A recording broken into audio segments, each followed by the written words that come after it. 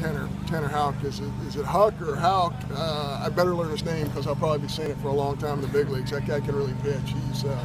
He's really good. He's got a great arm. He commanded it well, especially early in the ball game, and he just tied us up. He just beat our barrels early on. But to our guys' credit, I thought we hit some balls really hard in some crucial situations. Poor Eli Marrero just gets 3 bullets in a row, and then he really gets the walk. There was a huge.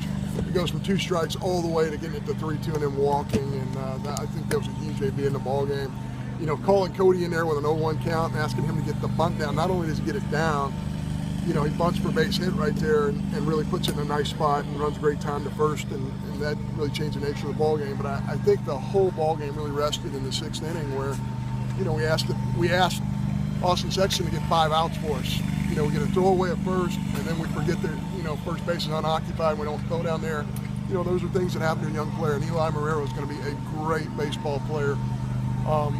But he had a little gap there, a little momentary lapse, and what do juniors and older guys do around the freshmen? They take over and say, it's okay, we're going to pick you up. And we got 5 outs, and the last out was a very difficult play by Collins at third base. So I thought the 6th inning really changed the nature of the whole ball game.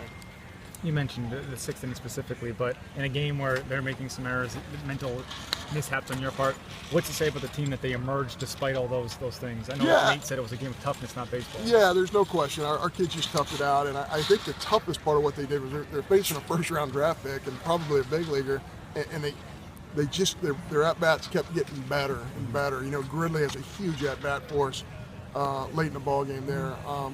John Holland left on left has a huge at-bat driving in that run.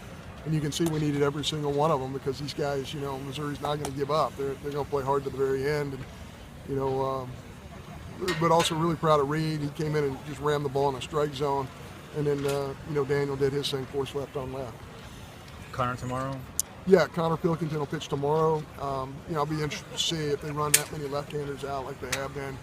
But, the third day of a series, whether it's Sunday or Saturday, is all about who can throw the most strikes early in the ball game, who can get through those first 4 or 5 innings by really ramming the ball in the strike zone. So hopefully, Pilk did that last week at Alabama. In fact, he's done his last 2 or 3 starts.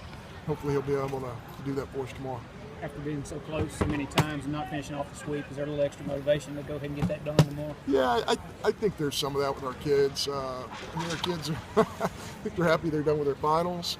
I think they got a chance to sweep another team in our league. I think our kids are excited about all of our goals.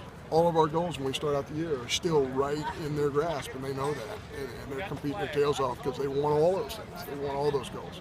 Do you say anything to Eli tonight so he doesn't carry over tonight the mental errors into the next game? I think we do, of course, but more than anything, his older teammates really did a great job picking him up. Mm-hmm. And to Eli's credit, after hitting 3 missiles in a row, he has really one of the best at-bats in the whole ball game after knowing that in the 6th inning, he had the tough throwaway there.